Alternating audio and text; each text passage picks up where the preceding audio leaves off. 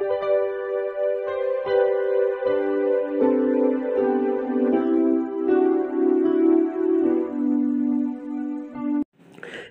Students, প্রথমেই UK educational টিপসের পক্ষ থেকে তোমাদের সকলকে স্বাগত জানাই। বিদ্যাসাগর ইউনিভার্সিটির থার্ড সেমিস্টারের বাংলা মেজর ও মাইনর স্টুডেন্টসদের জন্য প্রাচীন ও মধ্যযুগের পদপাঠ অংশের শাক্ত পদাবলী, এই শাক্ত পদাবলী থেকে বেশ কয়েকটি ভেরি ইম্পর্ট্যান্ট কোশ্চেন অ্যান্সারের আজকের ভিডিওতে আলোচনা করা হয়েছে। এই প্রশ্নোত্তরগুলো প্রত্যেকটাই গুরুত্বপূর্ণ, সুতরাং স্টুডেন্টস তোমরা ভিডিওটি শুরু থেকে শেষ পর্যন্ত প্রত্যেকটা প্রশ্নোত্তর গুরুত্ব সহকারে লক্ষ্য করো এবং তৈরি করে নাও, কারণ এগুলি তোমাদের আগামী সেমিস্টার পরীক্ষায় বিশেষভাবে হেল্প করবে। এই আজকে সংক্ষিপ্ত প্রশ্নোত্তর অর্থাৎ যে তত্ত্বগত প্রশ্নোত্তরগুলো এখানে দেওয়া হয়েছে সেগুলো তোমরা অতি অবশ্যই রেডি করে নেবে। এই তত্ত্বগত প্রশ্নোত্তরের প্রথম প্রশ্ন হচ্ছে, শাক্ত পদাবলী কোন শতাব্দীর সাহিত্য? শাক্ত পদাবলী অষ্টাদশ ঊনবিংশ শতাব্দীর সাহিত্য। 2 নম্বর, শাক্ত পদাবলী কোন ধর্মকে কেন্দ্র করে গড়ে উঠেছে? শাক্ত পদাবলী শাক্ত ধর্মকে কেন্দ্র করে গড়ে উঠেছে। অষ্টাদশ শতাব্দী ও তার পরবর্তীকালে শক্তিতত্ত্বকে কেন্দ্র করে শাক্ত পদাবলী গড়ে উঠেছে। নেক্সট, শাক্ত পদাবলী লিখে শ্রেষ্ঠতা পেয়েছিলেন এমন একজন নাট্যকারের নাম লেখো এবং তার মহারাজাকে। শাক্ত পদাবলী লিখে শ্রেষ্ঠতা পেয়েছিলেন এমন একজন নাট্যকারের নাম গিরিশচন্দ্র ঘোষ। তার মহারাজাকে, তার মহারাজার নাম নবদ্বীপের অধিপতি রঘুনাথ পুত্র মহারাজ কৃষ্ণচন্দ্র রায়। ভালো করে মনে রাখবে, মহারাজ কৃষ্ণচন্দ্র রায়।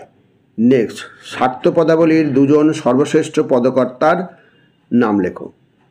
শাক্ত পদাবলীর 2জন সর্বশ্রেষ্ঠ পদকর্তার মধ্যে প্রথমত রামপ্রসাদ সেন ও দ্বিতীয়ত কমলাকান্ত ভট্টাচার্য। খুব ভালো করে মনে রাখবে উত্তরগুলো। শাক্ত পদাবলীর উৎস কী? তন্ত্রশাস্ত্র, ক্রমবর্ধমান শাক্ত চেতনা এবং বেদ পুরাণ ও প্রকীর্ণ কবিতা সমূহ থেকে চলে এসছে শাক্ত ধর্ম ইত্যাদি। এবার 6 নম্বর, শাক্ত পদকর্তারা কোন ঐতিহ্যে লালিত হয়েছেন? তাদের পদে কোন প্রাচীন গ্রন্থের কাহিনী সবচেয়ে বেশি ব্যবহৃত হয়েছে?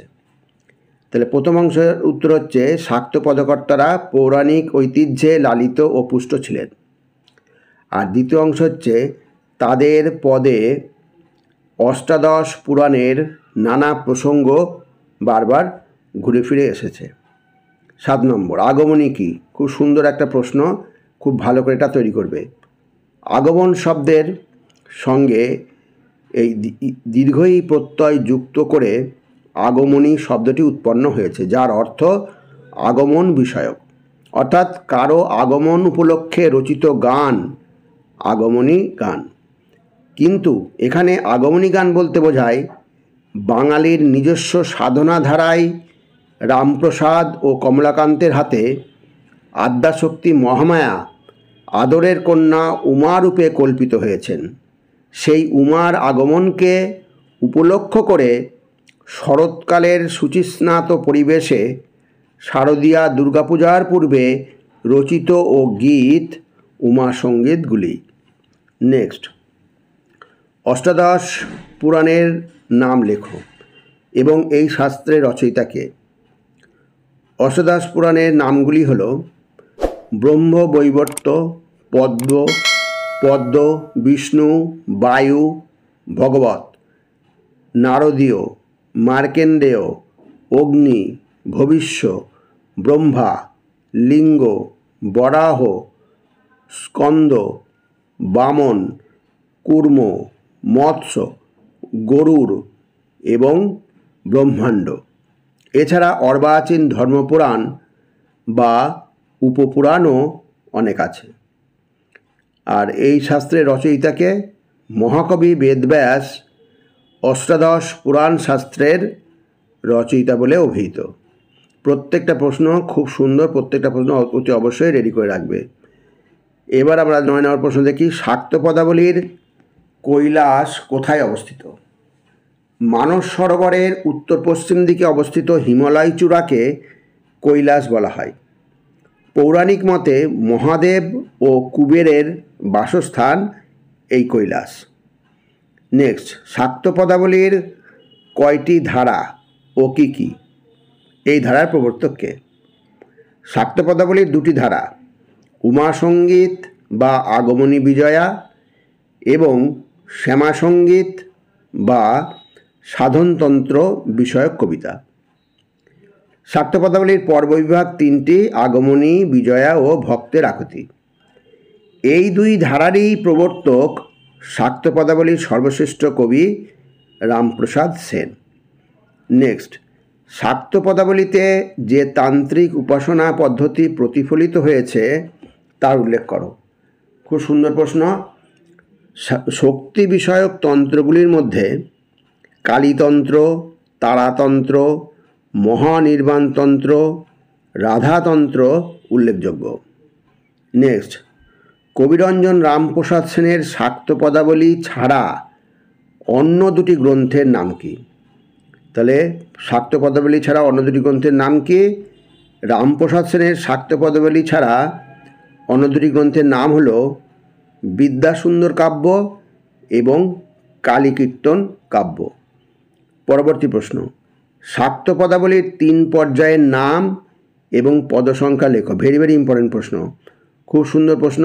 অথবা এটা এভাবেও বলা যেতে পারে, আগমনী, বিজয়া ও ভক্তের আকুতি পর্যায়ে পদের সংখ্যা কত? যাই হোক, আমরা এখন উত্তর দেখি। শাক্ত পদাবলীর 3 পর্যায়ের নাম আগমনী, বিজয়া ও ভক্তের আকুতি। তাহলে এখানে পদসংখ্যা, আগমনী পর্যায়ের পদসংখ্যা হচ্ছে 76টি, বিজয়া পর্বের 22টি, ভক্তের আকুতি পর্যায়ের 76টি। তাহলে 3টে যোগ করে মোট কত হলো? 174টি পদের সংখ্যা। নেক্সট, রামপ্রসাদ সেন ও কমলাকান্ত ভট্টাচার্যের জন্মস্থান উল্লেখ করো। এটা তোমাদের সবারই জানা উচিত এবং জেনে রাখবে। প্রথমে রামপ্রসাদ দেখো, অষ্টাদশ শতকের গোড়ার দিকে আনুমানিক 1720-21 খ্রিস্টাব্দে রামপ্রসাদ সেন 24 পরগনার অর্থাৎ উত্তর 24 পরগনার হালি শহরের নিকটবর্তী কুমারহট্ট গ্রামে জন্মগ্রহণ করেন। আর কমলাকান্ত হচ্ছে বর্ধমান জেলার অম্বিকা কালনা গ্রামে জন্মগ্রহণ করেন। নেক্সট, শাক্তগীতি পদাবলীর উদ্ভব কত শতকে হয়? অষ্টাদশ শতকের মাঝামাঝি সময় থেকে শাক্ত পদাবলীর উদ্ভব হয়। নেক্সট, শাক্ত পদাবলীতে কোন কোন দেবীর কথা বিবৃত হয়েছে? খুব ভালো করে মনে রাখবে। শাক্ত পদাবলীতে শিবগৃহিণী উমা ও নগ্নিকা কালীমাতার কথা বিবৃত হয়েছে। এবার 17 নম্বর, শক্তি দেবীর আরাধনা মূলত কোন সময় থেকে শুরু হয়েছে? অনেকের ধারণা অনুসারে প্রাচীন অবৈদিক অনার্য জনগোষ্ঠীর আদিম ধর্মচেতনায় শক্তি দেবীর আরাধনা শুরু হয়। এবার নেক্সট, তন্ত্র কাকে বলে? ভেরি ভেরি ইম্পর্টেন্ট প্রশ্ন, খুব ভালো করে এগুলো সবকটাই করবে। আদিমকাল থেকে ভারতীয় আদিম জনগোষ্ঠীতে বিভিন্ন প্রকার যে ক্রিয়াকর্ম পদ্ধতি গোপন সাধনতত্ত্ব প্রচলিত ছিল তাকে তন্ত্র বলে। নেক্সট 19 নম্বর, শাক্ত পদে পদকর্তারা তাদের আরাধ্যা দেবীর ভুবন মোহিনী রূপ বর্ণনায় দেবীকে কি নামে অভিহিত করেছেন? তাহলে শাক্ত পদে পদকর্তারা তাদের আরাধ্য দেবীর ভুবন মোহিনী রূপ বর্ণনায় দেবীকে জগজ্জননী রূপে অভিহিত করেছেন। খুব ভালো করে মনে রাখবে। নেক্সট, জগজ্জননী রূপে কালীর যে বিভিন্ন রূপ বর্ণিত হয়েছে সেগুলি কি কি? খুব সুন্দর প্রশ্ন।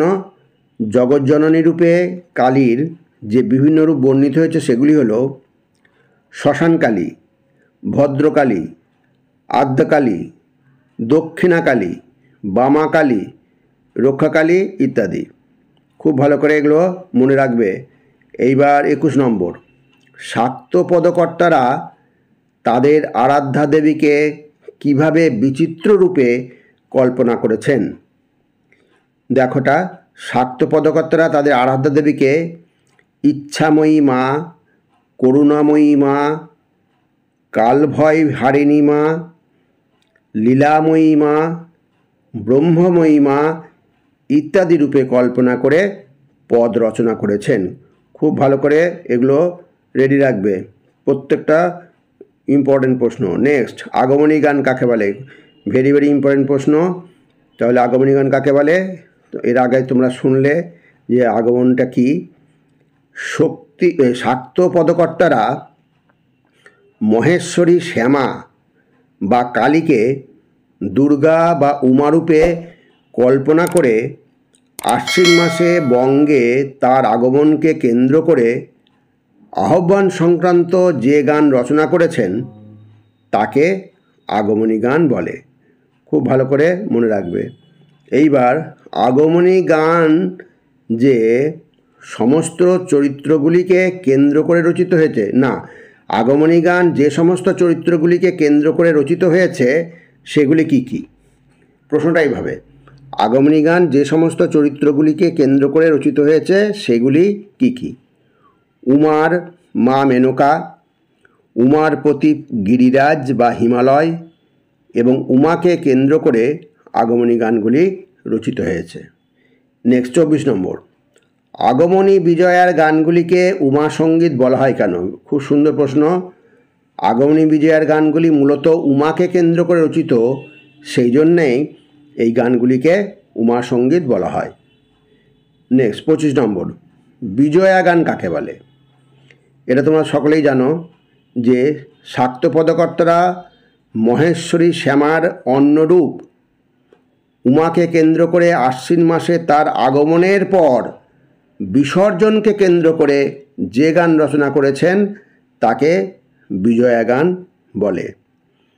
নেক্সট 26 নম্বর, কোন শাক্ত পদকর্তার গানে সর্বপ্রথম আগমনী পর্যায়ের গান পাওয়া যায়? এটাই তোমাদের শেষ প্রশ্ন, খুব ভালো করে এটা মনে রাখবে। কোন শাক্ত পদকর্তার গানে? শাক্ত পদকর্তা হলেন রামপ্রসাদ সেন। শাক্ত পদকর্তা রামপ্রসাদের গানে সর্বপ্রথম আগমনী পর্যায়ের গান পাওয়া যায়। যে কটা প্রশ্ন উত্তর করে দেওয়া হলো স্টুডেন্টস, আমি আবার বলছি, প্রত্যেকটা প্রশ্ন ভেরি ভেরি ইম্পর্টেন্ট প্রশ্ন, অতএব তোমরা প্রত্যেকটা খুব গুরুত্ব সহকারে তৈরি করে রাখবে। আর স্টুডেন্টস, তোমরা যারা এখনও এই চ্যানেলটিকে সাবস্ক্রাইব করোনি তারা সাবস্ক্রাইব করো, এর সাথে একটা লাইক দিও এবং তোমার ফ্রেন্ডসদের মধ্যে ভিডিওটি শেয়ার করো। তাহলে স্টুডেন্টস, আজকে এখানেই শেষ করি। তোমরা সকলে ভালো থেকো, সুস্থ থেকো, সুস্থভাবে পরীক্ষা দিও। Thank you very much.